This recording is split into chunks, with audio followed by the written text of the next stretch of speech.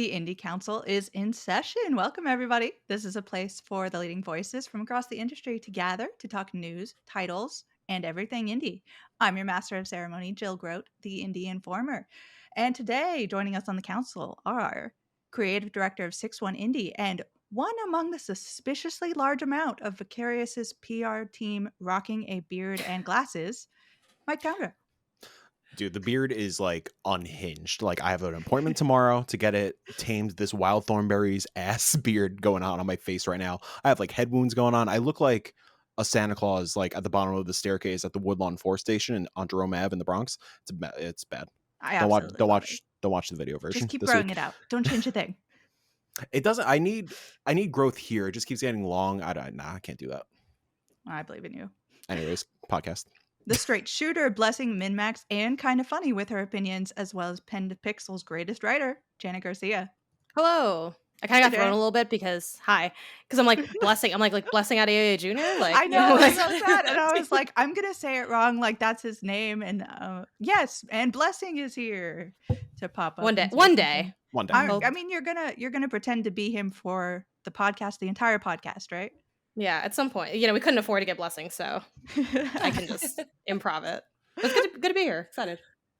And finally, a Game of the Month clubber at Geeks and Grounds, producer at Soft Not Week, Kepler Interactive's influencer manager, and so much more, Jenny Wyndham. Hello.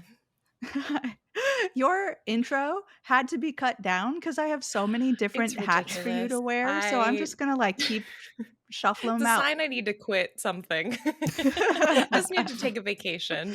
And instead you added this podcast. So yeah, and instead I just added one more thing. Yeah. And now everybody knows if she's not here next week, what happens. Jenny, I have an important question for you. Yeah. Is that an egg rug behind you? It most certainly is. That is incredible. Yes. Yeah, it's really it's clearly the centerpiece of my room. It's just sitting in the middle there. So yeah. It's incredible. Perfectly framed for the camera. Mm-hmm. Yep. Just like another creature might be right here. Yes. Best fox. Absolutely. And let's go ahead and jump into news because we have a lot of fun things that are happening. Most of it is sort of things coming to things launching. So let's jump into strange horticulture. Janet, I think this is going to be something that you're excited about. You want to give us a little rundown on what's happening? Yeah, I saw this come across my feed and I thought, thank God, more people can play Strange Horticulture. It's coming to Xbox on August 4th. This was one of my favorite games of, God, I think it came out last year or 2 years ago. All the years blend together. Someone can hit the Google real quick and give me the date on that. Someone's gonna reach out and say, "Oh no, it actually came out like 5 years ago." Exactly. No, it was pretty recent. And I do want to shout out. I believe it was Nicole Carpenter over on Polygon, who I think does incredible coverage overall, but frankly has a pulse on the indie scene, like among the best in the industry. And I'm so often reading Nicole's writing and being like, "Wow, you just put me on to my next favorite game. I'm jealous that you found this and I didn't." But so I, always want to shout out Nicole's work because that's how I came across Strange Horticulture. It is it's like a point and click kind of, it's a narrative heavy point and click plant selling game. Like I think is the easiest way to kind of couch it. I played it on PC at the time.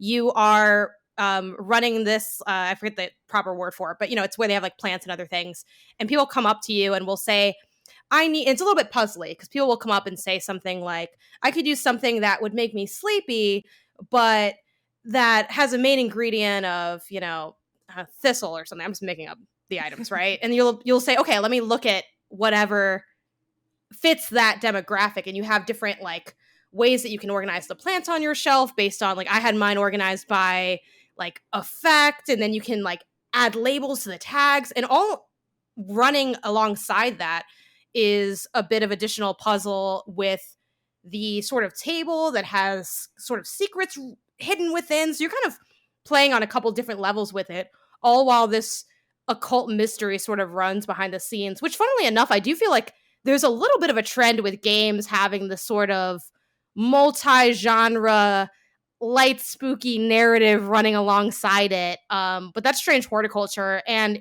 it is just so fun to dabble with the puzzles. The story is intriguing. The way you kind of navigate the space despite just being in a kind of static position as the player is really fascinating. So definitely a favorite of mine. Excited to see it come in Xbox. Yeah, I never played it, but it's something I've always heard people just rave about. And I know like once you start getting into the gameplay loop, it just gets its hooks in you. So I'm very excited to check it out finally. And to confirm the date for you, January 21st, 2022. Okay. I believe so might as well be 2021. I definitely played this. I jumped into it, and it, for whatever reason, I had other things or something else was going on, so I didn't continue it, and then I sort of just bounced off. So I need to get back because, again, what Mike said is basically what everyone who's played this game has been like. There's some cool stuff going on here that you should check out. So I'm a little worried that when we started talking about like occults and sort of slightly creepy things happening in the background, Jenny disappeared. Hello, I'm the ghost from the ether. The fact that your voice came in with you laughing was so horrific if you're doing the video version of this, but oh my gosh. Yeah, I think my camera just went out, but I don't know if I should just continue with it off or not. It's not picking back up for some reason. Okay, Mike, you're the serious production guy. Let us know how to Time save out the on day. podcast. So if you leave, I think up. There it goes. Okay. It's coming back again. We all chanted, and you missed some like occult rituals and got her back. No one panic. Disregard that timeout on podcast. That's gonna stay in the edit. 100%. With that auspicious number there, let's go ahead and head over to what Jenny is excited about coming very soon. We just got a release date for something. Yeah, another sort of occult title, another indie, of course. This is the Cosmic Wheel Sisterhood, being developed by Deconstruct Team and published by Devolver Digital. Super excited. They had a wonderful showing at the Steam Next Fest earlier this summer, and they announced their release date of August 16th. So August is going to be a busy month. This Aren't game, they all? God, I know every month is a busy month. I know. This is kind of this interactive fiction, like visual novel, I suppose, blended with a tarot card designing game. What's really cool is that you play as this witch named Fortuna who is trapped in exile, and she has had her magic and her cards removed from her. And so the very beginning of the game, she makes a deal with this demon that gives her the powers to create a whole new deck. And so a lot of the demo was starting to recreate this deck and delve into questions of how you approach power, how you approach like forgiveness and being wronged.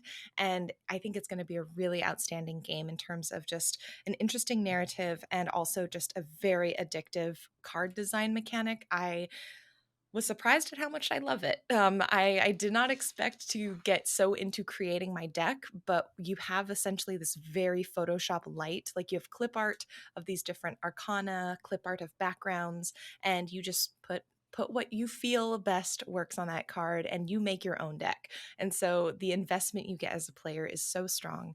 I cannot wait. And it's by the same folks who did the Red Strings Club, which was another really poignant and really like strongly done narrative game. So I think we can expect pretty solid things from this. Yeah, I managed to catch some of the demo for the Steam Next Fest. And I felt kind of bad at how long I was playing with designing the tarot cards. I'm like, I don't know what any of these are going to do, but they're going to look fire. And I'm like, I know there's like a multi-dimensional, super powerful demon just sort of looking over my shoulder and like watching me do this. I'm like, y'all gonna have to wait because I'm really interested in how all this comes together. So yeah, it's so good. And depending on just kind of how you create it, and you don't want to think too hard, or at least I didn't, because it was fun to just sort of see what happened. But the way you create your card kind of impacts how you will play it in the future. And there's a third dimension that wasn't as focused in the demo where you can do readings for folks who come across your tower and flash I think backs primarily of how you got to that position in the first place. So there's just a lot going on in the game. And I think, honestly, people who enjoyed Strange Horticulture would probably enjoy some of the cultivating atmosphere of this game too. It's less puzzly, at least from the demo, but still just really good ambiance and atmosphere. Yeah, 100%. And they just dropped the release date. It was like, I thought maybe something was going to be happening. Maybe there was going to be some event. They're like, nope. And it's way sooner than I thought it was going to be. So that's next month, y'all. Keep it on your calendars. Yeah, I think with how much folks are attaching to sticky business as well with the sticker creation, which we'll talk about later, I think folks are going to really dig the tarot card reading stuff. Like, I think obviously the narrative is going to be impeccable, just judging by the studio's pedigree. But like, I think there is going to be a lot of time just creating tarot cards, and a lot of streams and influencers getting really into creating tarot cards and stuff. I'm excited to see like what that range looks like. And super smartly, they already have functionality where you can like save the images to create your own like backgrounds. You can print them. So I'm like, that is so smart. Like if they could create a portal to kind of like the Nike by You shoes where you like have your custom shoes. I want like a tarot deck by You for this team. You could just like print it and put it in a box for me. Oh, that'd be amazing. Perfect merchandising. I hope everyone's listening. Or just go to Kinko's, just print them. It's not as fun. It's not the same though. You know what I mean? Like the hefty box. You know how much money I would pay for things? Look at this creature. Look at his lovely face. Listen, as people who just had an existential crisis about student loans before recording, I'm glad to pay $2.50 for tarot cards. Yeah, that's true. But also coming August, as we said, August is continuing to be busy like every month that's ever been for indies this year. We are getting Sea of Stars, not only like we knew we were getting it on Game Pass first day, but now we are getting it on PlayStation Plus first day, and that's PlayStation Plus Extra and Premium. I want to be really careful about that in case people are not at that level and they don't see it. But this is a really cool but also really interesting development from PlayStation, because they have been very clear about not doing day and date releases, except they seem to have a lot of exceptions when it comes to indies and like really cool indies. So I think Stray is one that they definitely had. Yeah, it was Stray, Chia, I think just this. I think and Shadow Warrior 3. I'll go with it. There might be some other ones, but it's tough to remember. I do get what you mean, though. I think for, being on a PlayStation podcast and staring at what PlayStation's doing really often, I definitely think their thing was more of their, AAA, like first party stuff. And also I think just not wanting to ever like have that commitment. I mean, I think it's really impressive that Xbox has created that model for themselves, but it's one that they also have to like commit to doing. And if they ever don't do it, all the headlines are going to be they're changing how they're doing this thing. And I think a lot of companies are really wary of creating that narrative for themselves. Yeah. I mean, the narrative for PlayStation and indies has been a little rocky recently. Oh, yeah. So I sort of love that they're putting indies out there and they're making it easier for their players to play. I love when players can play any indie, really, but especially because this is a day and date thing. This is going to be a huge game. Jenny, I know that this is one of your most excited games. So excited. Does this change how you're going to play it? Like, did you know what platform you were going to go for? I mean, I have a Steam Deck, and so at this point, like if any game is playable via Steam Deck, I'm gonna go there. And the demo was playable via Steam Deck, so I'm like, I'm sold. I'm good there. But I think it is really awesome that it's going to be available again, just on such a breadth of consoles, and with the way people are so hyped up for this game, I think it is just on the developers' side of things a really like wise decision, because people are going to be just ready to play this. 100%. And that's August 29th for everybody. Yeah. And just a great deal for PS Extra. I think Premium is like kind of whatever. It's not, in my opinion, not super worth it. But Extra, like when you are getting things such as these high level indies, like Sea of Stars, Stray, so on and so forth. Like, do we know?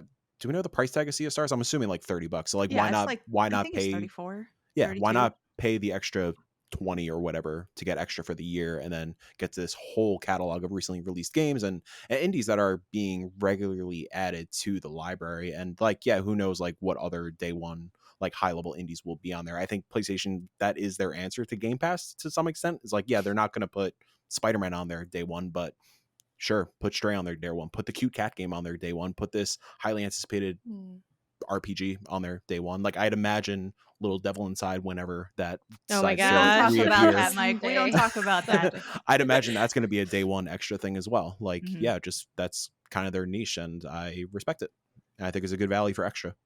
100%. My heart rate skyrocketed when you mentioned the words Little Devil Inside. I swear to God, I'm going to try to pull it up on my Apple Watch because I feel like another theme of this podcast might end up being the one to watch for the next 10 years of your life. Because that, and I get that, obviously it takes a long time Sure, to make things, get it out.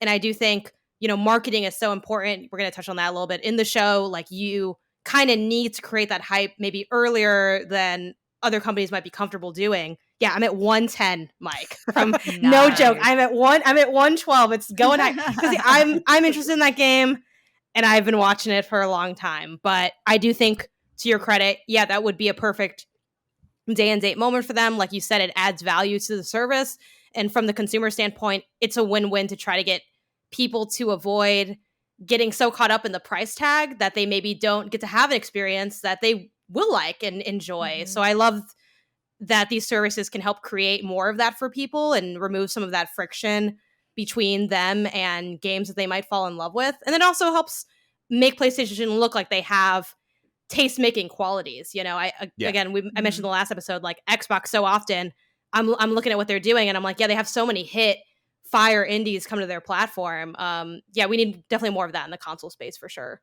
Yeah, I think it's a good step forward for Shu and his team. Yeah. Like, yeah, we get the PlayStation blog things that we talked about last week that we all adore those 15 minutes of the PlayStation blog. But yeah, no, this is a great kind of route for more indie signal boosting because Game Pass is just a fantastic avenue for indie discovery, and I think Extra could easily become that. Mm-hmm. And like, legit, I was one of those people that like, okay, Stray is coming out. Do I want to pay $30 to own Stray, or should I just drop an extra 20? I'll just get Extra for the year. And yeah, I did that. And did I play a lot on Extra throughout the year? No, because every week there's like 20 games that I want to play. But it's nice having all those games downloaded on my home screen to stare at. Mm-hmm. They look pretty. They look real pretty. Those squares, they're great. Absolutely. We love squares. Speaking of squares, that's not a good segue in any way. I want to talk about the most important news that happened this week, and everyone's going to be so excited. Aggro Crab has a music video. Incredible. It was so good. Oh my gosh. It made my entire Monday. It dropped.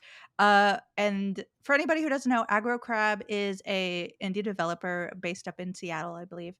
And their first kind of release was Going Under, which was this sort of amazing commentary on tech life and how the tech world sort of works. And it was a roguelike dungeon crawler, fantastically ridiculous thing, which doesn't get enough love. So everyone should go play Going Under.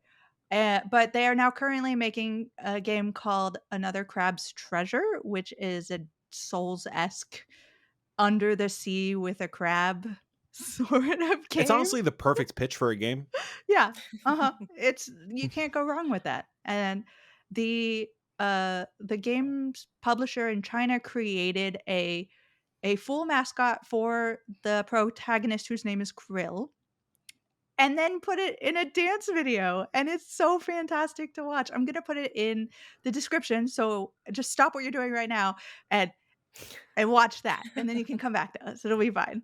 And they're so good. Aggro Crab, a fairly like new development team as far as things go, but they've got such pull. Like, everybody in this side of the industry sort of knows that name, despite having only really released one game. They've published another game, but and some of that goes to their just absolutely fantastic social media presence, and they just continuously have amazing things to say. So this is another one of continuance instance, and it does dovetail a little bit into what we're going to be talking about later, but they were really good to kind of, I looked back at their social media account and sort of their history, and one of my favorite things from them is sort of how they catalog what's happening culturally and capturing that, and also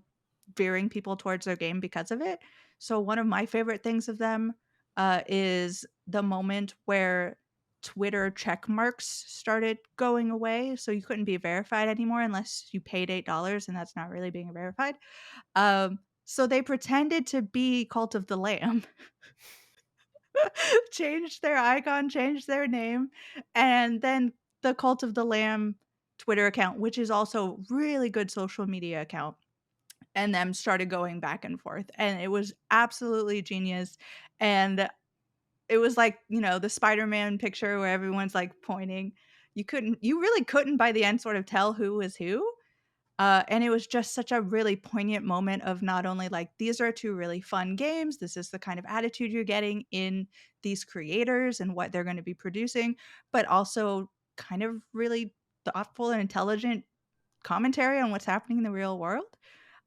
So I'll hand it over to you guys. Like, do you have any social media accounts like that, like indie creators that are playing that level of game, or anything aggro grab, if you want to go there? I think in general, Devolver Digital clearly understands the assignment. Yeah. The most recent example, I'm not going to name names, but yesterday they dunked real hard on a certain individual that I'm sure a lot of people are also not a fan of. Who this individual stole a piece of art and didn't credit the artist, and essentially it was a piece of art from the Loop Hero developers. Used it when the whole X thing was going down, or is going down, whatever. And essentially just like use the engagement to cash in those Elon bucks. And then Devolver just started dunking on him and replying on him and just like really embarrassing him. And it was just delightful. And Devolver is just unabashedly Devolver. They have no chill. They have no filter, and it works so fucking well. Like, it just goes into their attitude, their culture, like what Devolver means, what Devolver represents, and I just respect that hustle so much. Jenny, you got anything? I see the gears turning in your head. Yeah, no, I also, that was a standout moment, and I very much appreciated when they called that person out, because that was real amusing to see in the internet that morning on everything else that was happening. I think on Aggro Crab does pop up quite a bit when I think of like just strong social media presence. I do have to do, again, another disclaimer. Kowloon is an advisor for Aggro Crab and provided funding, so I just have to disclaim that. Wow, as Krill always. shill. Yep. Yes. Wow. You came up with that one a little too fast, Mike. I feel like you had that locked and loaded. Jeez. Just to make me feel better about myself, I want to believe you were like just writing things down. You have all the crap. All of what yesterday. Else you got? What else? Yeah, Mike's just writing down jokes against all of us. Nope, that was off the top of the dome. I'm very impressed. It's just a napkin. The rest of the podcast is downhill. It's a napkin covered in profanity. But anyway, Jenny, you were saying the scribbles. But I have to say, I think what I love most about Aggro Crab's social media work is that they do create moments, and I think Devolver creates moments as well. I think Innersloth with Among Us and Victoria 100%. Tran, of course. What I love most about those accounts is almost like they have really strong voice and tone, and so that carries it. But more than anything, I think of full moments when I think of their accounts, not even just like singular tweets sometimes. Like there was a saga around Valentine's Day where the Cult of the Lamb and the Crab were like starting to date, but then the other brands got into it, and it became this like, I think it was at least a week of tweets across brands, and it was a full on like, there was lore, there was art, there was everything. And so what's been really cool to see is some of these really headliner kind of social media voices come through and like create those moments for everyone to enjoy. What I love about that in particular, that it started with Cult of the Lamb talking shit about Angry Birds Yeah. of all accounts in all games. Uh-huh. It just, I love how it just spiraled for, I think it felt like a whole month on and off, honestly. There was some really alarming, like, Sonic level art made there was. during that whole Incredible. exchange. I was like, I might have to unfollow some of these. Like, it's not, I just can't have this popping up. But for Aggro Crab, I think of the moment that they had their game delayed, which was May 16th, 2023. They said, good news for all our haters. We're delaying another Crab's Treasure until early 2024.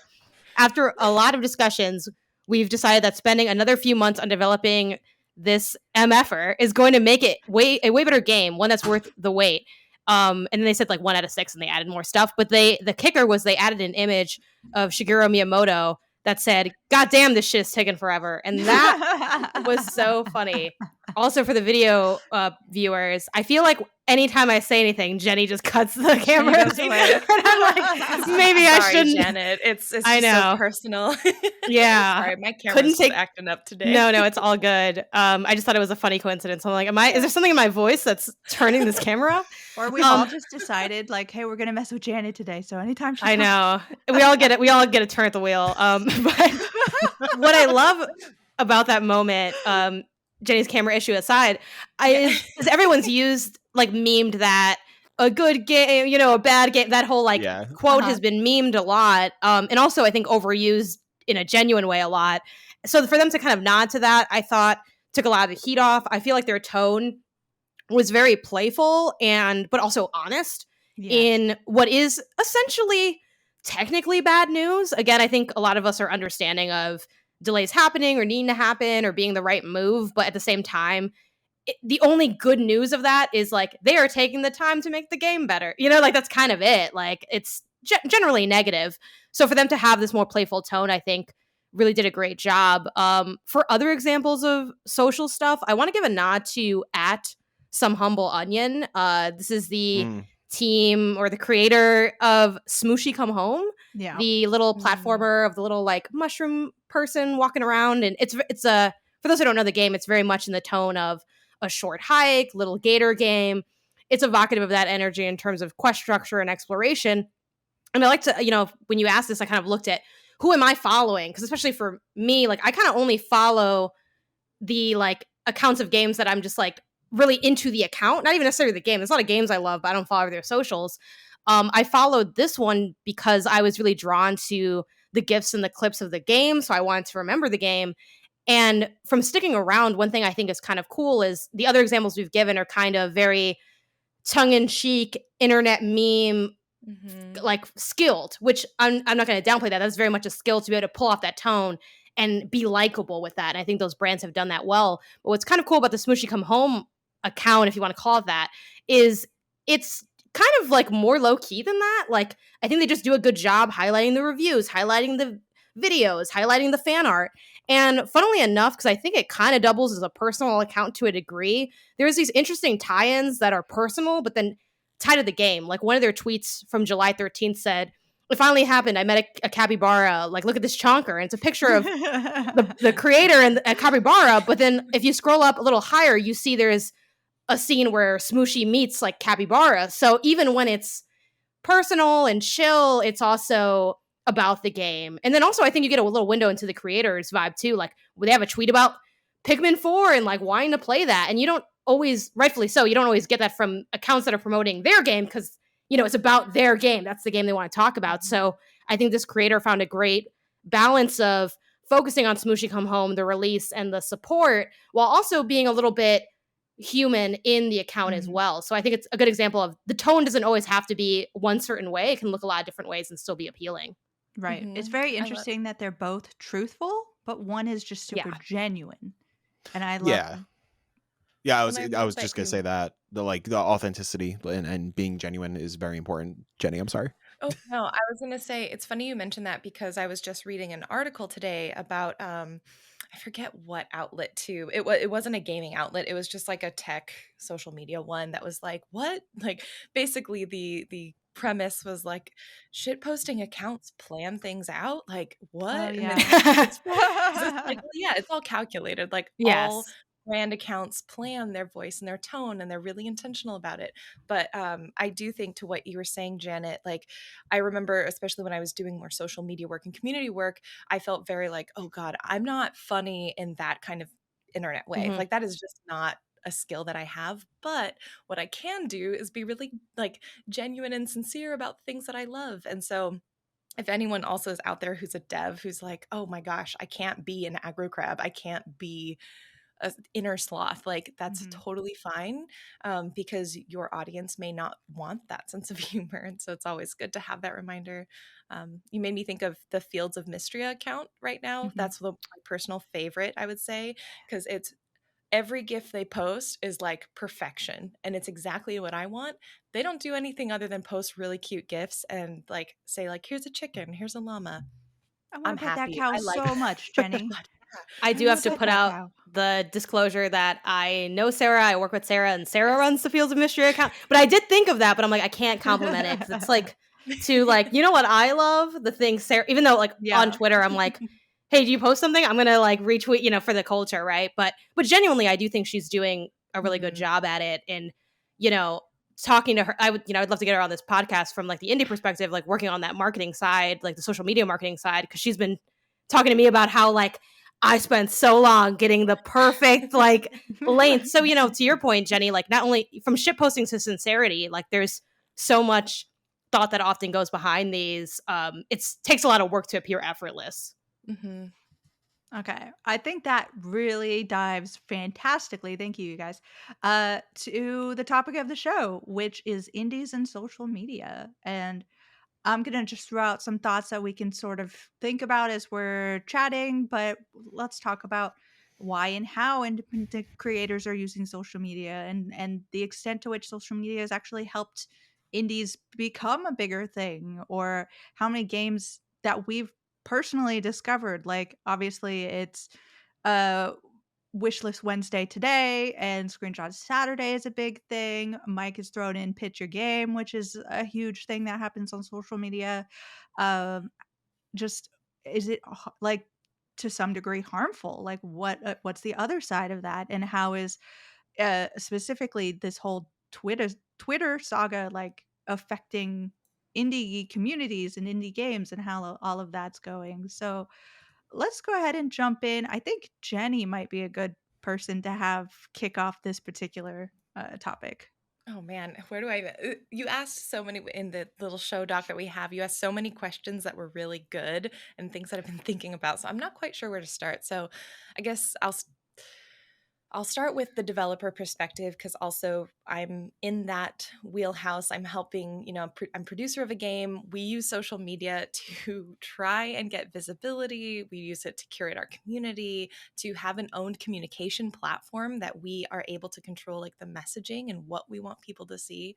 So it's really, really difficult and really challenging to see these things happen in real time and honestly not know exactly where they're going. I think that is kind of the biggest challenge, is as someone who does a little bit of that social media planning and marketing on the dev side, because we don't have a certain platform that everyone is going to gravitate to in the way that everyone was on Twitter.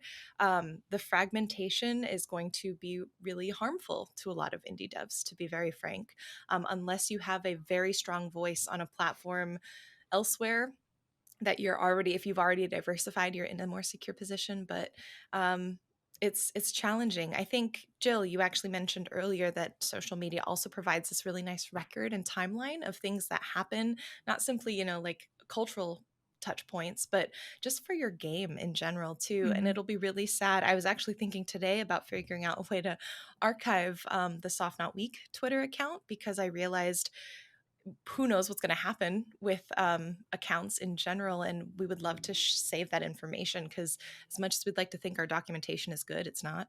As indie devs, it's never good. No one's is. Yeah, no, we won't talk about our Google Drive. And it's really unfortunate, because so much of opportunity for not just devs, but creators, publishers, all of those opportunities are often centralized on social media. And so it's It's it's not a great place, and honestly, I'm at the point where I'm like, I can't even stress about it because there is no control that I have. I'm going to just grab the handles that I need where I can and try and hang tight and just see what happens. And as of now, I'm leaning towards Blue Sky, but I have no reason. Yeah. Yeah, kind of piggybacking off the dev/marketing side, like another element is like, especially taking Twitter specifically into account, or X, is ads as well. Like Yeah. Elon and co have totally destroyed how ad work happens in the background. Like you have to be like, full disclosure, I am not on the ads team for Vicarious. I'm strictly PR, but we are obviously working together. But I know like they totally destroyed the back end. You have to be blue checked. You have to hit a certain amount of criteria in order to be able to effectively put out ads and have like the ads actually mean anything. That's why like even our back ends, like we don't even bother with Twitter recently. Like it's just going all into Meta or like Facebook and Instagram. So like at the moment, I'm sure it's going to come, but like at the moment, like Blue Sky does not offer that. I think for a very specific reason. Like it's still in beta, and I know they're not trying to do that yet.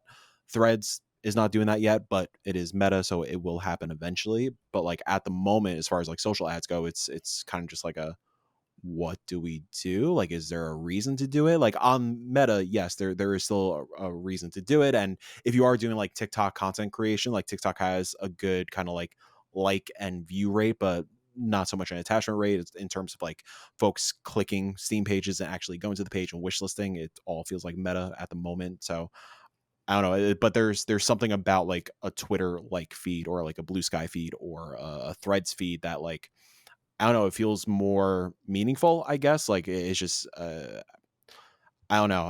And the other part of that is, yeah, just highlighting the whole fractured part of things. Like Blue Sky, like on the 6-1 side, like the 6-1 account is primarily, yeah, it's to promote like the showcases, our podcast, any of the editorial work. I use the 6-1 account to follow indies that I am keeping track of. Like I am making like a catalog of all the cool fucking creators that I have seen throughout the years. And like, yeah, Jenny, that was a great idea. I should go to my follower list and really log everybody, because who the hell knows if this website is going to exist tomorrow at this rate.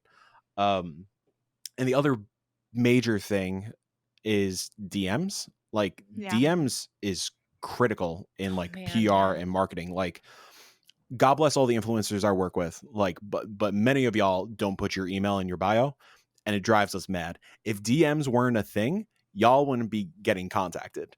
Like DMs are crucial when it comes to connecting with folks and making sure, like, because there are a lot of times, like, for example, because we're going to talk about it later, like, I'm not personally working on it, but our company is working on Sticky Business. If we see a creator that seems to be like attached to like more wholesome games and like that papercrafty kind of thing, but they don't have any contact information listed anywhere, whether it is your YouTube page, your Twitch channel, or just like listed in your bio on your socials, like, we are going to shoot you a DM on Twitter. Elon is in the process, or the X Corp is in process of just limiting DMs massively. So like once we hit that, I don't know what it's going to be, like 10 a day or whatever. Once we hit that, cool. Like then we have to tell our clients, sorry, we couldn't reach out to like these 50 other creators that feel perfect for your game. I guess we'll try again next week. But hey, guess what? Next week, your game already launched, or Starfield is out, or this or that, or this or the other thing. And it just kind of, you lose steam. So And it's frustrating. yeah, on the DMs thing, that hits really close to like this podcast, because I Yeah. literally reached out to everyone on Twitter DMs. Yeah. That's how this started up. So it is really, I mean, I have like, I've been looking through things and doom scrolling like everyone has. And one of the things that hit me, because I am an indie focused person, and I have that stuff that pops up, and I found something from Gallup Studios, and I hope that's said correctly. Um, that is a small indie developer that's currently creating a game, and they are trying to promote it, but they have this fantastic tweet. I'll put a link to it in whatever thing below. Um, and it says, trying to promote my indie game in this chaos feels like, and it's just like a little crying face, and they've got the like This Is Fine sort of setup where the fire room is on fire and their little logo is trying desperately to like hand out pamphlets on what is the name of this game? It is Rava 2, and just like, hey, this is my game, it's on Steam, please, it's pixel art, and then everyone just shouting at them, shut up, and fire everywhere. I'm like, that is such a fantastic imagery for what feels like is happening right now, because I can't imagine trying to promote your things like currently, just as on the like content creator side of things. Like if I put something up on my website and I'm trying to tell people it exists, I now have to post that to Twitter, but Twitter doesn't play nice with my website anymore, so I have to do that all by hand, and I have to do that all by hand again to Blue Sky, and if I ever get a Threads, I'll do that, and Instagram I have to, and it's just like, this is a lot of work just for something that used to be like hit a button and it goes out and that was perfect. So now actually just posting anything takes so much more time, and that's time that I'm not finding games or playing games or covering games. And if I'm doing this several times a day, it's more and more taking up that time, and it's just I very, very much hope that we find a successor and everyone joins, because we're all doing that because it's so fragmented, because not everybody's going everywhere. The reason that Blue Sky feels so impactful right now is because the people who really want to follow me are following me. It's not just like, oh, a bunch of random people who maybe heard something about me at one point, like the way Twitter is. So like I'm getting so much more, like a higher percentage rate of people who are following me actually going and clicking my things.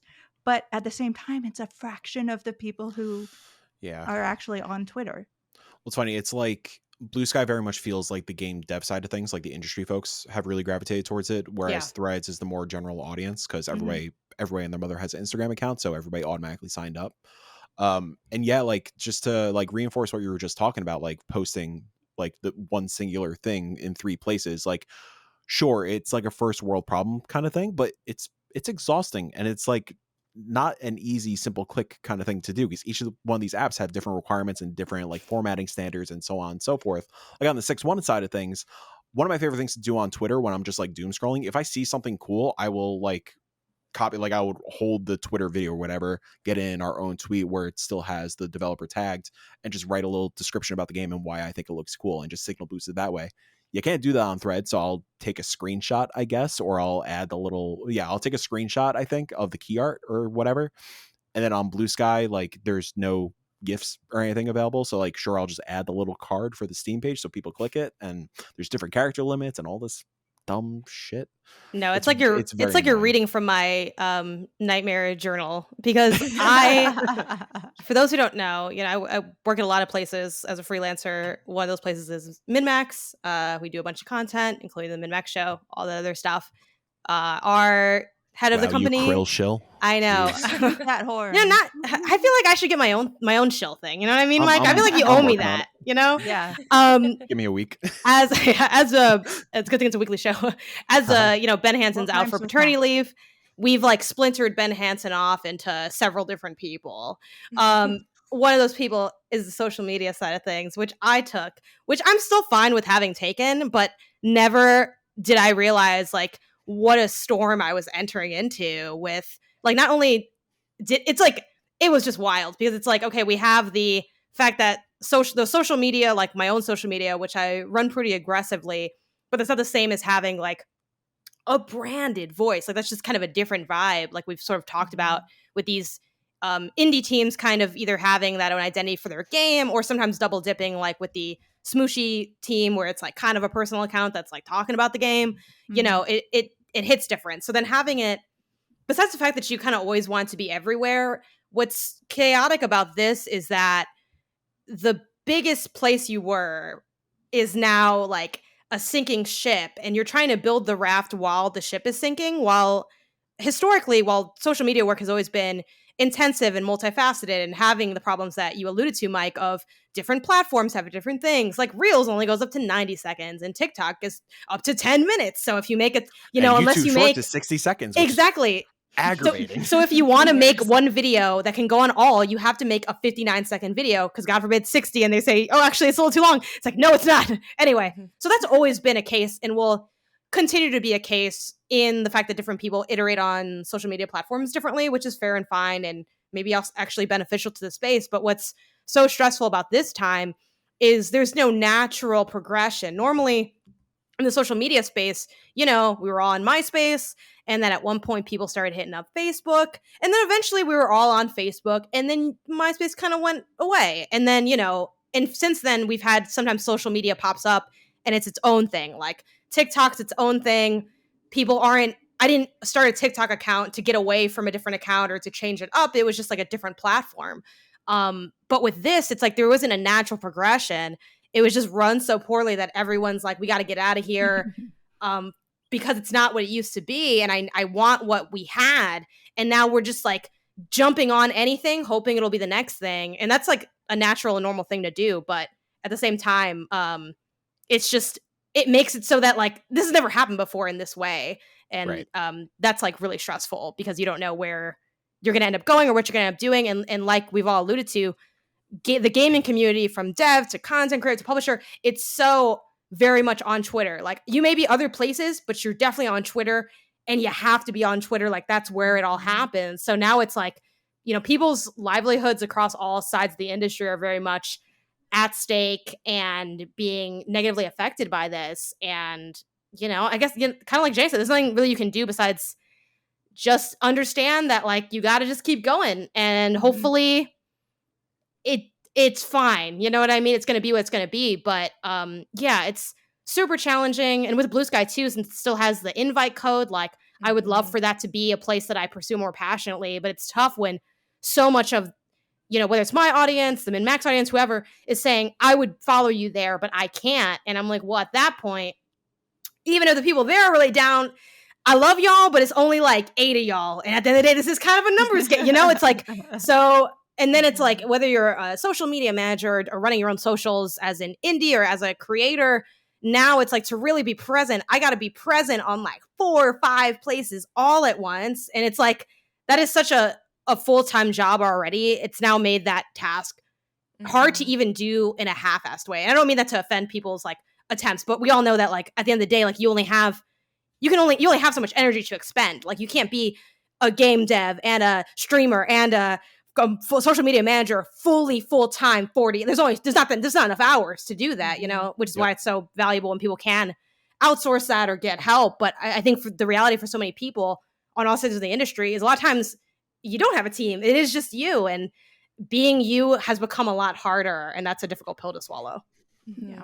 I think what's really frustrating is also because oftentimes when you have that, even before all of this happened, being like challenged with the amount of content you'd have to put out or the ways you have to be present online, there was at least the benefit of having a community on that platform. Yeah. And now what's really challenging is that the communities on the platforms, because they're being fractured, there is this like, how do you find your peers? How do you know where your peers are? How do you build those relationships that aren't even just like, oh, I want to post a GIF so that publishers see it, but how do I just find the people who will be like my people as we move through the industry? Because that was a huge thing for me when I started in the industry. I was on Twitter and I just got really lucky and I found the right folks that like really vibed with like what I wanted to do, what they were doing, and like we've grown through the industry together. And so it's like, if you can't really do that, that's a whole generation of people also coming up who are being kind of removed from this opportunity to like create that type of community. Yeah, I wouldn't be working in the industry if it wasn't for Twitter. Same. Like straight up. Yeah. I mean, there is an argument to be made about the rise of indies kind of coinciding with the rise of social media, because there is that ability to market your game, whereas before marketing was really a walled off garden that you needed to have money for.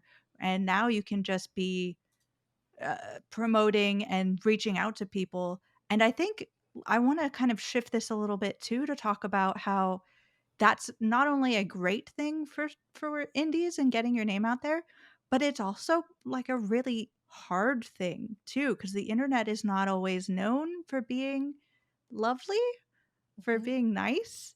Yeah. So like there are famous instances throughout like all of social media, but especially at indies, because they're not as protected. They're not hidden a lot of times behind as many walls as maybe like if you're some sort of like PlayStation executive, you know, there's probably someone running your Twitter account. But if you are a single person studio trying to get people to play your game, all of that vitriol and hatred and mean spirited comments, that's all coming to you. So I can think very specifically. Well, first of all, when I started out talking about Aggro Crab, the music video, if you see the extended cut, which is amazing, it starts out by talking about how, like, or play acting the scenario of the crab who is apparently developing the game is getting bullied online. Yeah. So, Yeah. like, the fact that that is just thrown in there as part of the course and part of this fun, silly thing they're doing is really sort of indicative of the entire culture of social media and what's that done. I remember very specifically Ooblets was a big Oh my moment God. for Yep. me. Yeah. Mhm. When people were just going at them because of Epic Game Store release, and they were just getting absolutely horrific things. And that's especially if you are not a part of the majority, you are going to get very specific types of harassment. um can anybody kind of like, is there an argument to be said that we can't go back? Like, indies need social media, but at the same time, would it be better for them not to have it? Like, you know what I mean? Like, as people, mental health wise, like, maybe this is not great, but also we all as creators kind of need a space to share. Yeah, it's tricky because yes, without social media, mental health skyrockets. Like we all need that. But otherwise, like how do you in 2023, how do you get your name out there? How do you get your game out there? It's you can't do it just through Steam or Mhm. any of the console marketplaces because every day Steam is flooded with whether it is shovelware or it is something like Rava, which by the way, Rava looks incredible. You could buy both games for $12, which I currently just did. I'll talk about it on the podcast next week. Let's do it. Wow, Killer. pro gamer buying games during the Yeah. podcast. Multitasking, baby. But yeah, like if you didn't just pull up this tweet about Rava, I would have never noticed it, Right. Like, unfortunately. And it looks yeah. killer. It looks something that's How like right up much- my alley. And like then you go to like the indies, for most like true indies, like that doesn't like really like don't have a budget for anything really, and they're just really like just really just like why can't why am I struggling with words? They're trying to save money. That's what I'm trying to say. To make the game, like you can't afford a spot on IGN or like a spot like during the Future Game Show coming up or something like that. Like Twitter is free advertisement, and if it gets like there's always a chance that something will get picked up or retweeted by the correct person, and that's kind of what a lot of indies have to rely on, unfortunately, because they can't afford proper PR or they can't afford to pay IGN X amount of dollars to get it on the YouTube channel or a featured article or what have you. Right. Even though I And know that there are so many people in, like IGN's Rebecca Valentine comes to mind. We were just talking about yeah, Nicole exactly. Like Carpenter. her Hidden Treasures Yeah. feature, which is Right. incredible. When I But was a again, like there's so many indies. Like Rebecca's one person. There's so Right. many indies out there that are worth that spotlight, and folks like Nicole Carpenter or Polygon, and there's just so many that like we're all human beings. We only have the bandwidth for so much. Even like 6-1, Indie Informer, like everybody like we want to cover as much as we humanly can, but like it's tough, and that's where Twitter comes in handy. Right. I have so many instances, and I'm sure you guys do as well, of like people reach out to me to be like, please cover my game. And I'm like, I am sweating bullets trying to cover what I am Yeah. currently covering. I am so sorry. And a lot of times I'll come back and be like, hey, at least I'll try to like show off your stuff on socials and like share things, and that's something I can do to like be helpful even if I can't personally get into depth about covering Yeah. things. But yeah, with all of this going on, like what does that mean and how many people is that really reaching? Also, real quick, just clarification. IGN obviously covers things organically Like, but they do offer paid sponsorship, so you could like, you know, get your video featured on IGN if you want to become like a partner with them. But they do cover games organically. It's just the fact of the matter is that like things like Armored Core or Spider-Man or Mario, those are what gets clicks, and that's what gets the audience engaged. So obviously that's where the focus is going to be. And yeah, I get it. You have to run a business, so you have to get the clicks. Yeah, that was very much my back and forth when I was at Game Informer. Because for anyone who doesn't know, the Indie Informer is named the Indie Informer because that was my nickname at Game Informer. So there is, even though that was my one constant thing I wanted to do was cover indie games, it's like you still need to be running this business if your business goes out of business. Yeah. And you can't cover anything. So yeah, there's a whole nother level of, does social media's sort of weird fracturing right now mean that larger outlets are not able to cover more because they need to focus on the things that are going to get them clicks, because clicks are harder to get at this point? I think at this. Oh, go ahead, Janet. Oh, I was going to say, like, I think it's not even necessary. I mean, clicks do play a role. And also, just to add additional comments on Mike's clarification, yeah, it's like, it's more like you meant like how this thing's sponsored by Call of Duty. It's like, yes, that's what I meant. Like, well, Call of Duty paid for the. Yes. No, I know. I just wanted to like. I was already crystal clear. Dude, I love IGN. I work with them every single day. IGN rules. Like, yeah. I'm actually glad you add that, because I knew what you meant, but then I was like, that doesn't. Yeah, but I don't think everybody knows what I meant. No, for sure. Yeah, I mean, as far as like clicks and things, I mean, obviously that plays a role in what gets covered and what doesn't, but also too, like, I mean, the real moneymaker is guides, and I'm not just saying that because I used to do guides at IGN. Like, that's fact. Like, people think IGN, like, I know IGN's like the example today, but is the review place, and it is, but like, it's the guide play. Like, that's really what generates income. I think as far as why don't indies get more cover, there's also just so many, I think, too. I mean, inherently, yeah, I mean, I joke about the game of the year is probably a game I had never played and I never will play, and that's kind of a bummer, but like, that is the reality. Like, you can only look and unearth and find so many things. I think one of the benefits of, you know, this show, talking to y'all, even just candidly, having people like Rebecca and Nicole and other people at different outlets be there to champion and spotlight and dedicate time to that. And also, I think management that is willing to create space for that time to be dedicated. Because again, you know, we know this because we're in the industry, but there is unfortunately, there's not really your job's the indie game columnist. Like, Jill made that job for yourself, which is really impressive and hard. But you have to make that yourself because that doesn't exist. Like, there is a lot of times you see people doing content, even at a big outlet or a big channel, and you think that's their job. And you don't see the stuff that actually is their job. And this is kind of what they do when they finish their other job. And they're like, hey, I can make time for this. I promise it won't get in the way of my other projects. So I think there's a lot of fighting for that too. Using Reb and Nicole like as prime examples of that, like on top of Reb's column with the hidden treasures, she also just like annihilated all the Xbox Activision court coverage. Like, so good. And still had time to write up a hidden treasures piece, like a couple of those pieces. And with Nicole, like, obviously, like, a part of the PR gig is like you look at people's like recent work and see if like a game would click with them.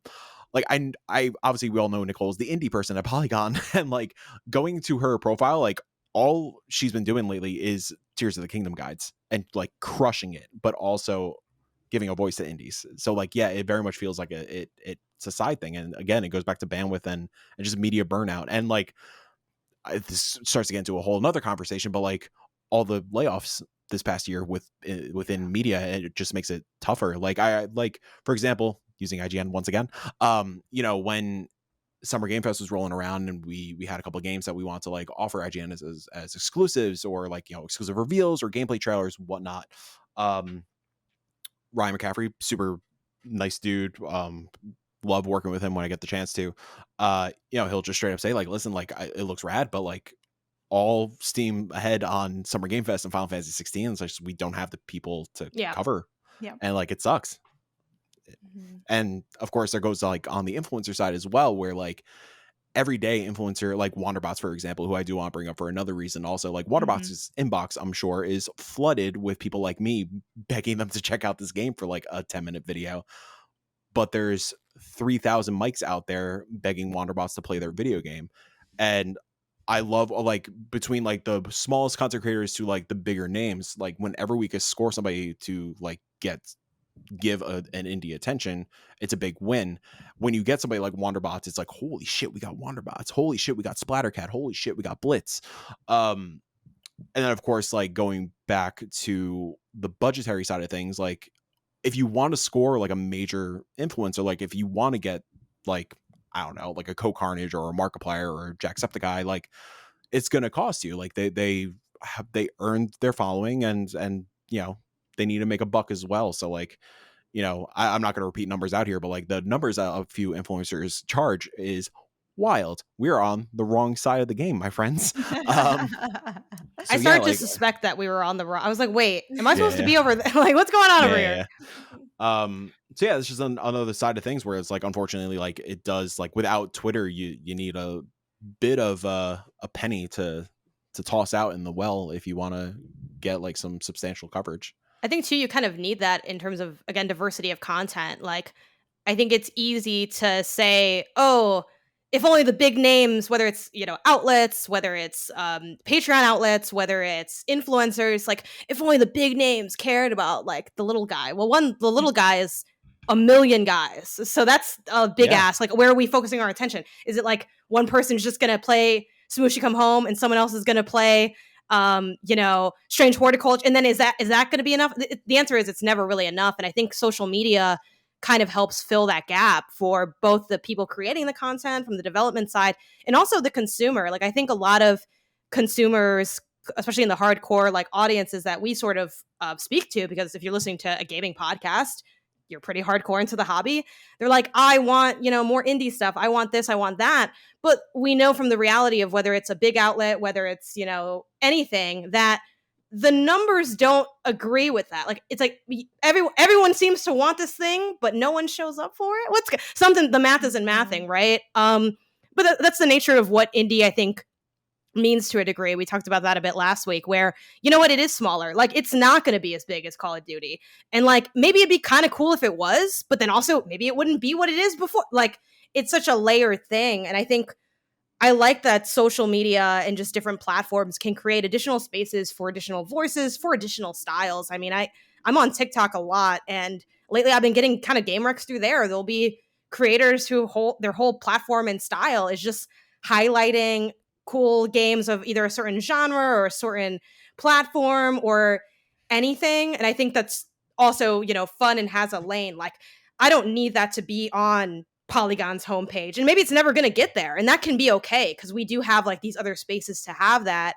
Yeah, and we wouldn't have that without social media. So I think you kind of have to take the good with the bad, unfortunately. I've gotten more harassment on social media than I get in my regular life, but I also have gotten so many great things through like the community that Jenny's talking about. Like, I only know all y'all because of the internet. Like, I wouldn't get that otherwise. I didn't have that before. I was able to get that despite not being around all the places that you all are physically at, you know? Obviously, when we see each other in person, like, that's cool and that's great, but it removes some barriers, and unfortunately, removing those barriers also removes some layers of protection. I wish it wasn't that way, but it is.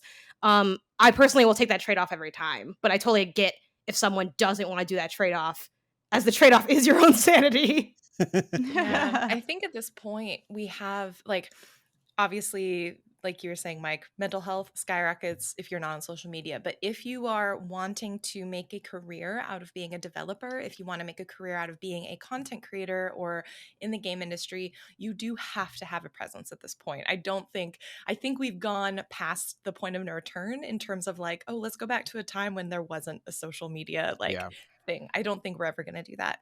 I do think, and this kind of goes into what we were saying a little bit last week in terms of like what happens when you have huge communities. Like, you can't serve a huge community because everyone will then be not as happy. You're always compromising, right? So what I think will be happening and what we're seeing already with like the fracturing of social platforms is the further fracturing perhaps of niches and content creators. And maybe like, I don't know, there's threads will be for people who love retro games, and maybe we'll see more of that community gravitate towards there.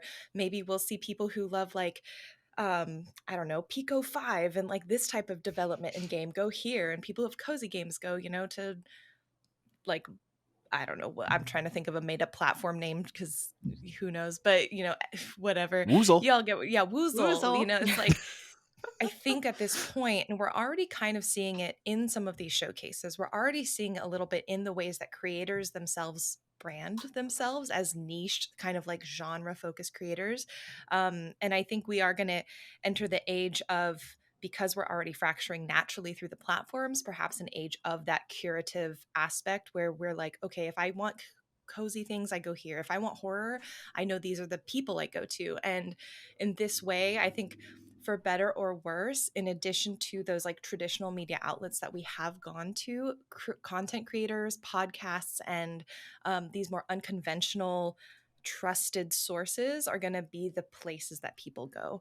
And so as developers, as indie devs, perhaps not then focusing on like, oh, maybe I don't have to build like the biggest brand on every platform, but maybe I have a home base and I just know who to reach out to on each main platform. That may be what we see. But again, yeah, it's all just hypothesizing at this point. I do want to just highlight Jenny's TikTok, by the way, with like God. your indie recs and like especially It's like really obviously good. your wholesome recs and stuff like that. Yeah. And they're just so well produced and well Yeah. paced. It's like Thank for me, you. it's just like, y'all ever hear of Return? It's fucking gnarly. You actually like take time. I feel like that fits your vibe though. You know what I I was gonna mean? Like you say, kind of it's have true. that chaotic energy. And I think Thank you. it would trip me out if I saw one of your TikToks and it was shot the way Jenny's were, and vice versa. If Jenny's just yelling into the mic. April Fool's Day. But Yeah, I know there's one of us that has a mascot we that's go. a skeleton with a fucking pigeon mask. I have to keep that energy up. the April Fool's swap. But Yeah. no, I think that about your content too, Jenny. Like I wish I could sound as calm as you do. Like, you know what I mean?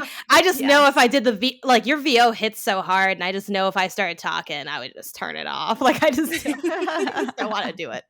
But yeah, I mean, there's very much that lane, right? Like whether it's your account, whether it's like through the Wholesome Games account, like there's a lot of that kind of content, at least on my TikTok page, which, and again, TikTok's such an interesting platform because it is literally catered to who you are when you come in. So like TikTok's different for everybody because we're all different people and like the algorithm knows that, which is a little scary to think about, but I'm not gonna lie, it's convenient to deliver me the memes and I'll take it. I'll take it. TikTok, scan my eyeballs. I don't care. TikTok needs to. I'm Mr. TikTok, Mr. or Mrs. TikTok. I need you to listen really quick. Okay. The 6-1 indie page. It's clearly. I'm following a lot of indie devs. I'm following Jen. I'm following everybody who talks about indie games. Don't show me like girls dancing and all the weird things that make me feel uncomfortable. Just show me cool games, please. Please. It is hard curating that brand, like when you're it's very difficult. Like when you're because I started working on MinMax's TikTok page and we had only posted like 12 videos within like a year or something, and I'm like, I'm gonna bring this back, like this is a big platform, and now I'm really glad I brought it back because I'm like, you see how everything else is dying, like we gotta get it, we gotta hit the pavement. But I'm on there and sometimes I'll watch videos on there to try to create a For You page for MinMax, and it's weird because it's like, it is, you know that meme with like the guy crying and he has like the mask on or like he's angry? It's literally that. Like I'm on TikTok as MinMax and I have the MinMax mask on, but I know it knows that I'm me underneath and it's trying to like suss me out. But my FYP for MinMax has gone so many different ways. Like for a while it was like anime style edits of like fan edits of like Tears of the Kingdom, Zelda. At one point it was all just Tears of the Kingdom fan edits. Yeah. Like not for like a day, and then it like swung over to something else. And you could just, it's funny seeing the gears turn when I'm like, how can I train it to give me a certain kind of video or certain kind of piece of content? But because I have a similar thing because I very recently created the Indie Informer's like official Twitter account, so a lot of the Indie Informer's feed is like cute baby kittens. And that's on me because I watch them. I'm not gonna lie, they're adorable. So as a quick experiment, just to make sure I'm not like, just to prove to you guys I'm not fucking crazy, and the 6-1 page is just a 14-year-old's TikTok page. The first fucking video is a runway model in a bikini. Oh, see, you already messed up because you're sitting on that frame, and now it's taking that note. It's like, see, he loves it. He's telling everyone about it. I go to following. Who pops up? Okay, it's Cam. Cam pops up. That's better. Yeah, the trick is to like really show hatred for anything you don't want to see. Yeah. 100%. That is the wisdom. Show hatred, everyone. There we go. They're also mental health, show hatred. A little bit goes a long way, though. Watch out. A little bit of hate goes a long way. You pour too much, and it's just like it's all you can taste, and you don't want that. A little bit of hatred goes a long way. Janet, I need you to do my like motivational sayings for the week because that was great. I got you. I'll work on it alongside Mike's insults. So I think to close out topic of the week, social media and indies, Mike brought up Wonderbots earlier, and I do want to read a little bit from why losing Twitter sucks on the Wonderbots blog. And it's under, I'm just going to read this paragraph under the cost of social media collapse. It says, while the loss of degradation of current social media will almost certainly be a boon to regular users' mental and emotional health, as they can easily exercise it from their lives and find new sources of entertainment, but the same cannot be said for people who actively rely on social media for some reason or another, specifically the people whose livelihood is easily or solely reliant on social media, whose jobs may not have an offline alternative, and whose skills may be too niche to transfer elsewhere with ease. So that's just a last little thought to think of. Yeah, and I highly encourage people to check out this like really in-depth piece that Wander wrote out on his website. I do love one of the final lines on here. Why not just use them all? Because that sounds truly awful, and anyone who seriously asks this question either hasn't tried it themselves or should seriously consider disconnecting from social media for a while. And yeah, that kind of wraps a nice bow into the whole mental health side of things. I'm going to put that link in the description along with a lot of things that we've been touching on so everybody can check that out, because that's required weeding for today. But we're going to go ahead and jump into perhaps a happier topic, we'll hope, games we've been playing. So we've all had some interesting ones. I'm not going to talk to Mike because the game that I see that he's written here, I don't want to hear about. It's so good. No, I'm going to skip over him. I'm going to say, Jenny, talk to me about Dave the Diver. You got to play a little bit more of it. Oh my gosh, yeah. I feel like I keep saying this, but I swear I think I'm very close to being done. I hit like chapter 6, so I feel like we're almost there. Still loving the game, loving the mechanics. Again, for those who don't quite remember or maybe just tuning in, Dave the Diver is a blend between restaurant management and fishing game. The main mechanic is half of the day you go down, you spend your time fishing, exploring, discovering things about the underwater world, and then in the evenings you go and you run a restaurant, a sushi restaurant.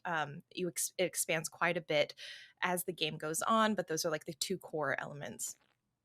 It's so good. I think what I'm really interested in, to be very honest, is there is a dissonance to me about this character Dave, who seems to be kind of this like bumbling dude. He's like kind of well-intentioned, but he's sort of a yes man. He says yes to like literally everything everyone asks of him. And I'm like, don't scuba divers like not fish? Like I feel like as a scuba diver, I would want to protect this wildlife versus like hunting down sharks. And so I'm really curious if the game will ever touch on that, or if that's just going to be like, no, it's a mechanic, it's fine. But that's something I've just been really eagerly thinking about and hoping that they address as I finish out the game, is this like more eco side of it. But God, it's such a good game. Like I cannot deny how addictive that mechanic is. It just feels good to play. I don't know if anyone else has played more of Dave the Diver, but oof. Yeah, it's impossible to put down once you start. Like it's literally dangerous. I need to be working, and then I'm like, what if I just jump into Dave the Diver? Another very good Steam Deck game, by the way. Yeah. And your whole night just disappears, and you're like, oh, I was gonna get something done, and I'm not getting anything done. Janet, I believe you and Jenny both wanted to talk about Viewfinder. Maybe I think Jenny finished it. Where are you, Janet? I'm like a little bit because I don't think I started it last time we talked. I'm like I think on chapter 3. Okay, that's a pretty good chunk. Yeah, I believe there are only about 5 chapters, so you're a good way in. How are you feeling? I like it. It's literally what everyone said it was, which is the mechanic is very. It is what they said it was. I don't know if you remember that. Put that on the box art. They were what they thought they were. Like that. I forgot where that's even from. Anyway, whatever. Right. It is a whimsical delightful little puzzle game that kind of bends reality a bit. It's not too hard, which Mike, I don't remember if you ended up playing it. You asked are you too dumb to play it? I don't think you are. I'm pretty dumb, and I think I am. No, you're fine. It's really not that hard. No, it's not. No. I promise. Like, it's almost to the point where I kind of do wish it was harder, and I kind of hate having that take because I feel like it's such a I don't know. It's such like an elitist sounding take. Like, wow, I'm too big brain for this thing. Yeah, true gamer. It's too easy. Why'd I even buy it? Like, I don't know. Anyway, I got a code for it, so I didn't even buy it. I don't know why I said that. But anyway, it's still really delightful, though. I think I'm often surprised by how they use the shtick of it's putting down an image or manipulating an image in some way and bringing it into reality. Without spoiling too much, because I think it's fun to like have things happen for yourself. There'll be something you'll see in the area and be like, oh, I wonder if this is how they want me to interact with it. And then when it clicks, it just feels so almost like a little relief. Like, oh, yes, this worked the way I thought it might. And it feels very playful. Definitely not really into the story. Story's not really hitting for me, but I think I'm okay with that. I'm enjoying the puzzles of it. I feel like there is, to my own criticism, I think there is challenge in the optional levels as well. So I think if I feel like, you know what, I get to the end, I want to, push against the boundaries of the game. Let me dip into the harder levels and see if that's if that kind of provides me with a bit more difficulty that I might be seeking. But overall, really enjoying it. I want to ask the same question of Jenny, but yeah, I'm still here. My camera is just doing things. It's just, take a sip of water, hydrate yourself every time the camera goes off.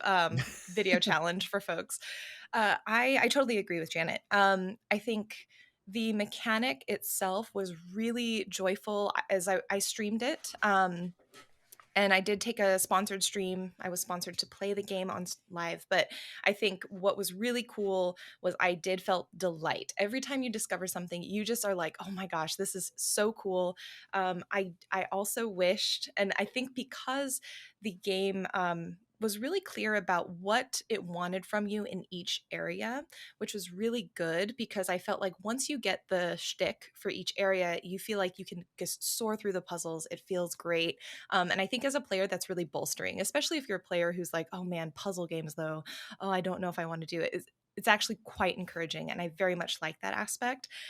They did have some optional levels that I thought provided a little more challenge, and I would have actually loved to see more of that, just because it almost felt like they had just scratched the surface. And I'm like, man, okay, but what can we really do with some of this like forced perspective stuff? What can we like really make people work through now that we know we have this capability? And so if they ever consider doing like a DLC or something, I would buy it in a heartbeat. Yeah.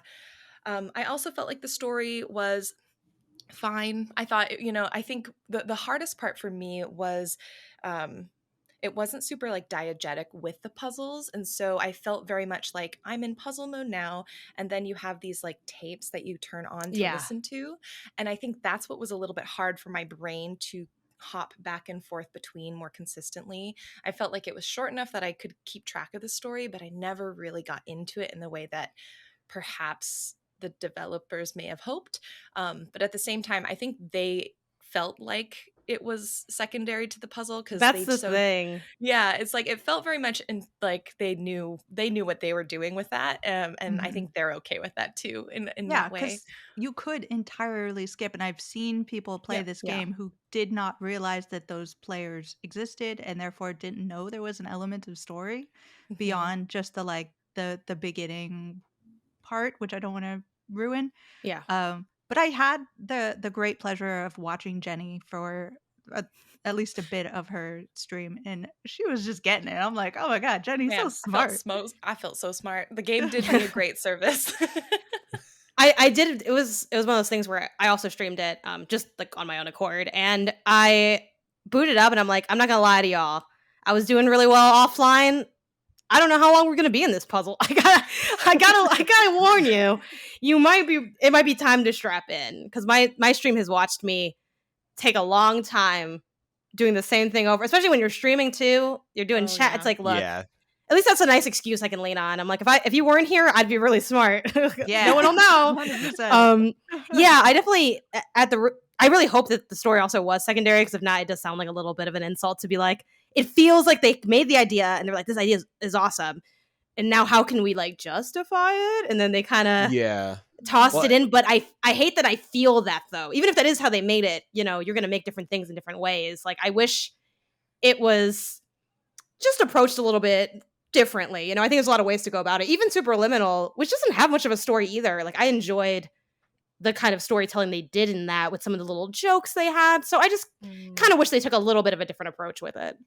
I think it's like Maquette. Maquette, I think, did a fantastic job balancing. Yeah, Maquette was really nice for that. Yeah, I think it does a fantastic job of the puzzles supporting the narrative, and like the VO happening while you are solving the puzzles that do correlate to the narrative and really elicit emotion out of like the actions you were doing on screen and the VO and the narrative moving forward as you are getting this like peek into the relationship. And yeah, like front to back, I think Maquette nailed that throughout. Yes. So bit of a bummer that Viewfinder possibly missed the mark there, but if you take the story combo power of Maquette and put it with the mechanics, because I get like Maquette kind of fizzled for a lot of people. I really liked it. Like, I reviewed that game and I was like, this is I mean, I didn't like it as much as Superliminal in terms of the puzzles, but I did think the weaving was so impressive and the art assets were really charming, and I thought the puzzles were like fairly challenging at times, and they had like somewhat different solutions. But so yeah, I do wish that this melded a little bit differently, but it's enjoyable. Is it nonetheless, nevertheless? I don't know which word's supposed to be. Both. I enjoyed it still. I'm enjoying it. Good. I did like, and I don't want to say what exactly the ending was, but I did think the ending took a slight, not the very, very end of Viewfinder, but there's a part at the end where you have a conversation that I appreciated and I thought did really like hit more of the core that I wanted the story to go to, but I appreciated that they put it in at the end. And it wasn't necessarily about the core environmental issue that they introduced in the demo. And so that there was one moment that I was like, oh yes, that's really, really good. And so there were like really good moments in the story. It just, again, it didn't feel like super like in sync with me. Right. It didn't seem like they meant that to be the climax narratively, but it was. Mm-hmm. Also, the ending is the cat says you are the photograph, and then what do you think you are right now? You wake up, it's the and then Nickelback's photograph actually plays over the credits. Honestly, that would hit in a very like Final Fantasy kind of way, and then it cuts off before the chorus for some reason. Anyway, I will say I was a little bit completionism and platinums or whatever aside. I was a little bit irked by the collectibles in Viewfinder. Mm-hmm.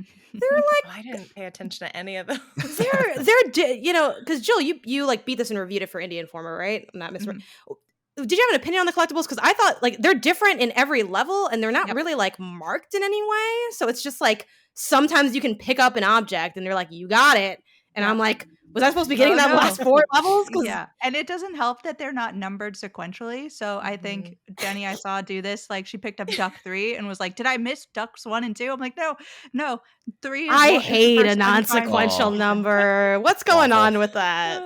But I think that would push me to go back and like find them too. So like it's a bit of like I'm the problem.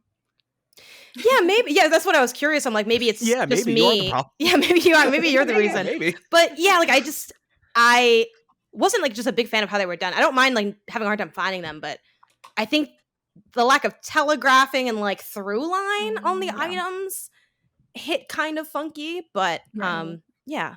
I could definitely see that. I think I am definitely not, more so this year, I'm like starting into my like completionist trophy hunting era, but I haven't gotten so far that it's like if I don't naturally dive in, I'm kind of like, next game.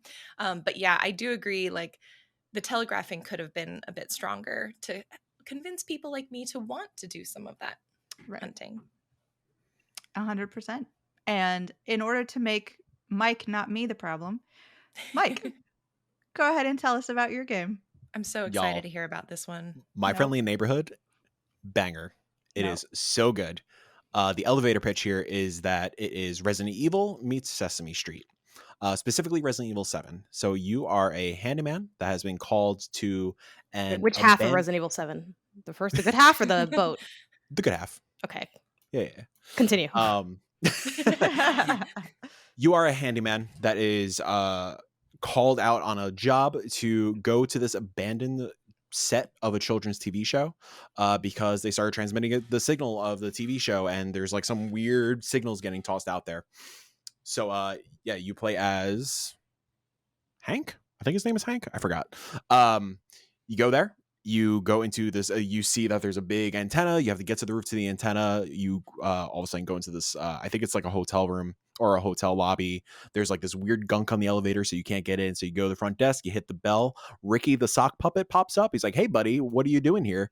And he's like a little cheeky, a little shady. And then you're off on this grand adventure through my friendly neighborhood, wandering, doing the Resident Evil thing of finding collectibles, finding secrets, getting the keys, getting the doors through an entire set of what is like Sesame Street. So you are like, one of the set pieces is like the main setting of like the street where you have like a bunch of storefronts, but you go like behind the scenes. So you see all like the piping and the woodwork.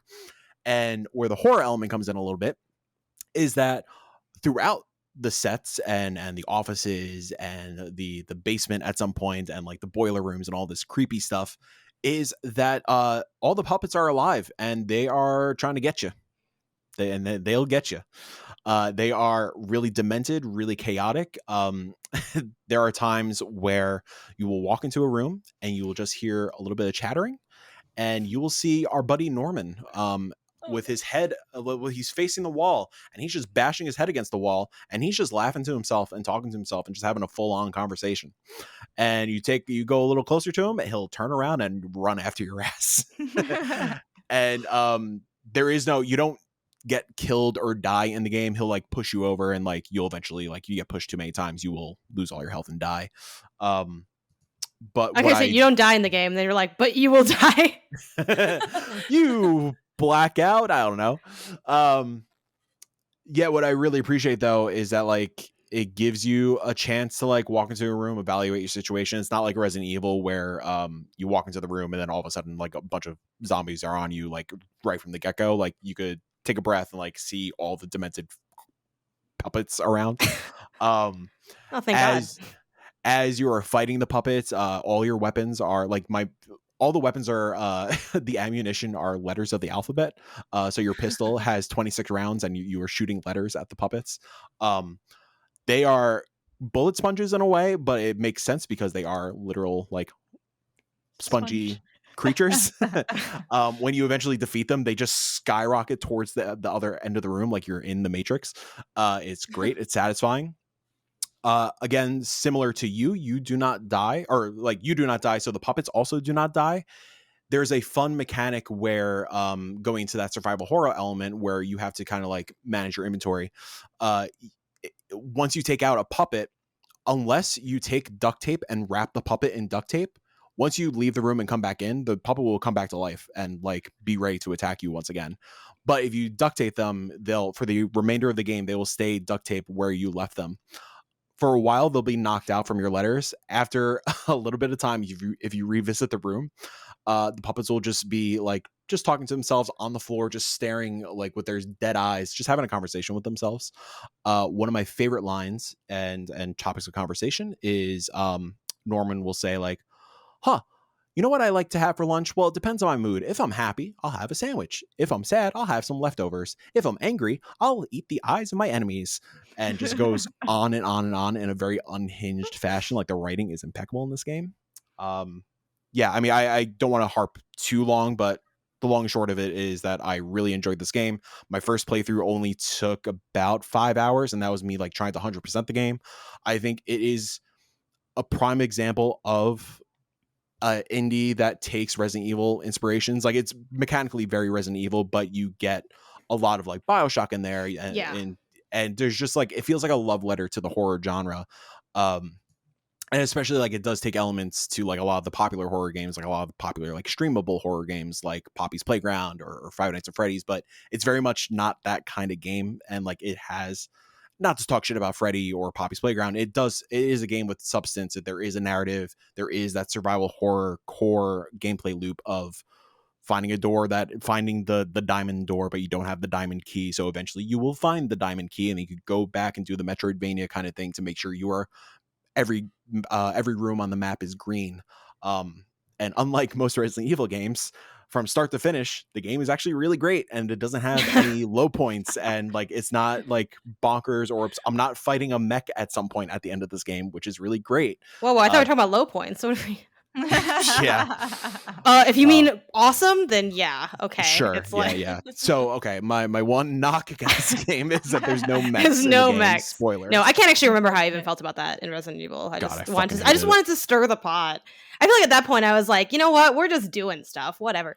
This is an interesting one. I've been watching the video on repeat on my other monitor. Yeah. And I like your comparisons to BioShock and FNAF, because I do sense a lot of that in the iconography, the silhouetting, even just your description of the self-talk and then the kind of cryptic thing you approach. Like, I still have not beaten BioShock, but that was one of the standout moments from like those opening hours of approaching something and sort of approaching the horror at your own will in a way. One thing I want to ask you about this is, to what degree, I know you said, it's like Resident Evil 7, but it does seem a little bit more action-y just watching the footage. Like, to what degree are you like shooting and fighting things, or is it really more of like you're evading? Like, can you speak to how they kind of play action against horror in this? Yeah, it's definitely more of like, it's more action than anything. Like it's not like Resi 5 or anything like that, where you are like balls to the wall shooting things around like every goddamn corner. But it does, like, in the beginning, it will limit your ammo and whatnot. But I guess like if you are accustomed to these sort of games, like I was never like under any threat of like losing ammo or being like completely screwed. So like I could run and gun my way through each room if I really wanted to. And like I specifically want to call out 7, not because like, well, the obvious reason is that it's a first person game and it feels very remnant of that. I think Resi 7 in particular, compared to something like Village or like Village, or 5 being the crazy action thing, or like 2 being more survival horror. 7 felt like a nice balance in between, where like you will walk into a room and there will be like 4 molded that you have to take down, and you can't really evade them, but there are the quiet creepy moments where you are going around the Baker estate, whether it is the main house or the garden or the little trailer house or whatever. It feels very much like that in its layout and in its biomes and presentation, and pacing all together. And Resi 7 is probably behind Resi 2 Remake. It is my favorite Resident Evil game. Yeah, it's really good. So like that's what really spoke to me as well. And I think they knew that they wanted to go with 7 because in this game, similar to Resident Evil games, there are save rooms where you could go manage your storage, you could put things away, you could organize your briefcase. It does like the typewriter thing where you are collecting tokens throughout the game, and that's how you save the game. But once you enter a save room, it has the same opening synth tone, like the musical note of the save rooms in Resi 7, and then it goes out into its own thing. So I think it's a cute little hidden nod that they put in there. Yeah, it's a great time. Good. I'm glad this game exists, Mike. Yeah, and I'm glad that you're super into it and that you're able to share that with people. I will say it's not for 95% of the game. It's not that scary. Like you didn't look too bad. Are there jump scares in here? Be honest. You'll get a couple. Like if a puppet, like if you don't see a puppet around the corner and like all of a sudden he catches you by the shoulder and he turns you around and you just got a puppet in your face, there's jump scares. It gets horrifying for the last like beat of the game, where not to spoil it, but like you go to the unfriendly neighborhood at some point, and you could just imagine what that means. Oh man, this is the nice part sound. Okay, jeez. Well, on that note, great. Thanks, Mike. I want to shout out just real quick 2 games and then talk about one. I want to shout out Sticky Business, which I got to play on stream. So you can check that out at theindieinformer.com if you want to know a little bit more. But it is a cozy game where you are running sort of your online sticker business, and you create the stickers and you sell them and you talk to people. It's a great time. Full disclosure, Sticky Business is a Vicarious PR client. I did not influence Jill to say any of that. He's got a puppet behind his back, everyone. Yeah. Norman? Yeah, puppet shill Mike, God, I wish. And then I would be a shill for the Muppets any day. You know what I'm saying? Yeah, they deserve it. Double Dragon Gaiden Rise of the Dragons. That comes out probably the day that everyone's listening to this, the 27th. It is 100% 80s action silliness, fire and dragons and kicking people and floor chicken and money flying everywhere. But it's got a little bit of a roguelike element to it, so you can use the money to buy upgrades and continuously get stronger and stronger. A really fun time. It's a beat 'em up. I had a blast with it. So if that's your kind of game, this is a game to check out. But what I really want to touch on for my game this week is Blood West. And it is currently in early access, but it is planning to release in December of this year. It's an immersive sim stealth first person horror shooter. A lot of different angles there. And I haven't gotten time to play a lot of it, but I started playing it. It was just one of those things where you're like, yeah, this is going to be a game that I want to play. And I don't know if I want to play the rest of it because it's in early access right now, and I tend to like to wait for the 1.0 launch. But it's got all of these elements of like, I love a good stealth game. So it's not like, oh, I'll just creep up to this monster and hit it with my axe, which I barely just got, and I feel invincible now that I've got a weapon instead of just running around, and there are like flayed humans walking around the desert for no reason that are trying to kill me, and I don't know why. All I know is that there is some like totem skeleton that said the higher powers have brought me back for a reason, and I just need to go out there and start killing things. I'm like, okay. But you can't just run up and like chop it and then like suddenly go into a blaze of glory. Like so many stealth scenarios where you're like, yeah, I'm going to be super sneaky and stealthy until you're not. And then you're like, screw it. I'm just going to like kill everyone. You can't do that. You get killed real fast. So it really is a lot of like paying attention and like making sure you're crouching and you're approaching correctly. And there are a lot of good tools for that. They show you at all times where everything is. If you're within visual radius of anyone, if you're in sound radius of anyone, and like the degree to which those things are happening. And then there's just a lot of different mechanics with like stuff in your inventory that can help you, stuff like eventually you get like a pistol because you're in the Wild West, and of course you're gonna get a gun, and using that and being stealthy with that because they're not quiet things. And yeah, it's just got a really fun kind of eerie, no puppets coming to get you tone. I don't know what it says about me that I like these sort of hunk of meat animated creatures more than like a friendly little puppet saying I was gonna say, things. like, I'm looking at this man in the key art with all his teeth. You have no excuse. So many teeth, I'm fine with teeth. It's cool. Yeah, and so I'm really gonna get into this, I think, in December, but I want to put that on everybody's radar to check out. And if you're into early access, jump in. Yeah. Piggybacking off that real quick, just a quick shout out that Steam Stealth Fest is happening through the 31st. Go check out some sneaky quiet games, you know what I'm saying? Yeah. Okay, everybody round table, do some quick shout outs before we end. Let's go with Jenny. Let's see. Like in terms of games we've played recently as well, just shout outs. Okay. Just shout it out. Fabledom. So good. I highly recommend it. It's also early access. I've actually played it, and I don't play early access games often. And Wobble Dogs. That's my second shout out. So addicting, slow burn at first, but it is the weirdest, funniest game I played in a long time. It's absolutely hilarious. If you love like pets and Tamagotchi, this will scratch that itch for sure. I love it. Janet.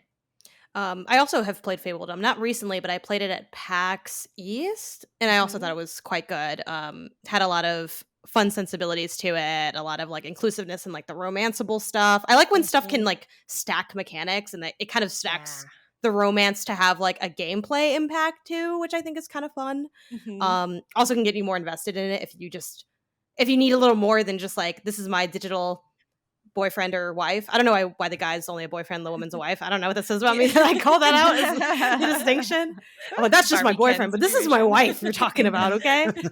And also, I'm looking to finally, get back on that Potion Craft horse. Potion Craft is the game I've been slowly chipping away at. It's on Game Pass. It's coming to Nintendo Switch, and it's supposed to come to PlayStation 2. I don't know if it's already on PlayStation yet. I couldn't really dig up the store page offhand, but Potioncraft, funnily enough, is a lot like what was the one that I named before? I'm forgetting the name all of a sudden. Strange Horticulture? Yes, thank you, Strange Horticulture. Because it has a similar flow where you're making potions and you're maneuvering around a map, and it's such a unique take on, I think, what that mechanic is. Like, it plays with stuff really interestingly of, being an alchemist, and there's a lot of fun sound design and movement, and like you're, smooshing the ingredients yourself, and you're kind of experimenting with what direction you go in. And it's a game that's taking me a very long time to finish, but I've been thoroughly enjoying all my time doing it. And I think the objectives are more general goal oriented, like you need this amount of money to like buy this item, and then that's the objective. So like the way you can approach getting into the objective is different across the board, which has been really fun. So other than that, I'm going to try to finally really dig into my Steam Deck this week. I've been putting it off because I've been really busy not playing games and being on social media. So I'm going to try to flip those for next week. Sounds good. And Mike, anything else you want to shout out? Yeah, real quick, I forgot I checked out Gravity Circuit, which is a Mega Man inspired platformer that has some more emphasis on like beat 'em up mechanics. It's really good. It's challenging. Some of the I can't wrap my head around the grappling mechanic. It's just I fall and die a lot, but I will eventually get better at it. And also a nice little shout out to Devil's Dive, a Blue Sky discovery. It is straight up Downwell. It's roguelite Downwell. So you are going down, like you are literally just falling down a hole and shooting enemies 360 as opposed to Downwell where you're just shooting out your boots. And yeah, you're just trying to go as far deep as you can go. You'll eventually hit a boss, and depending on how deep you go, you unlock new weapons and new abilities on the surface. It's really good. That's Devil's Dive. That? Devil's Dive. Devil's Dive. Okay. Yeah, it's $4 on Steam. Well, no one has any excuse then. No one has any excuse. I was thinking about, but then I'm also thinking it's adding up. It's going to add up. Yeah, All these mic wrecks are going to stack against me. Yeah, I keep saying that until I look at it and I'm like, $1,000? When did that happen? Yeah, but I saved like $500 with that $1,000 purchase. So who really won here? Also, Pikmin 4. Pikmin 4 slaps. My favorite indie. You are not allowed to say that. Yeah, we're gonna get a loophole in here. You mean Tinykin? Excuse you. Okay, yeah, look, 100%. Pikmin is like the indie of Nintendo first party. Nobody loves it enough. You're not wrong, but also, this is a cheap trap, even by your standards, Mike. Come on, do better. I'm a cheap man. Well, with Tinykin love, that's the end of this week's council. Thank you for everyone for joining us, for listening. Thank you to everyone on the panel for coming in and talking about the games that you love, talking about social media for a long time. We went on. So instead of going around saying how we can all find you, I'm going to post all those links down in the description. But I do want to shout out a couple things that, because this is a shared podcast, people are putting things up. So I want to make sure everyone's checking them out. You can find the Indie Council on Spotify. So if you search the Indie Council podcast, you can find it and you can rate it and leave some nice things, say some nice things, hopefully. If you don't like it, tell us what we can do better, but hopefully everyone likes it. So it also, a quick note, because I didn't realize this was a thing that you could do on Spotify, but there's a link in the description. If you click the description and look at the bottom, Spotify lets you click on the link and leave us a voicemail. So if you want to leave us a nice voicemail, you can too, which is kind of cool. Or if you're Janet, hatred. Letting more hatred in. just a small bit. Attack me, you cowards. And then Apple, Google Pay, plus everything else, we're working on it. I'm not sure what that comment means. Anybody want to take ownership of that one? We're working on finding the podcast in other places. Okay, that's what it means. Everybody, the podcast is going to be everywhere in all places, and you'll never get away from it. Just eventually, like just to clarify, eventually. So thank you everyone for being here. Thank you everyone for listening. The session is now closed, so go play some indies.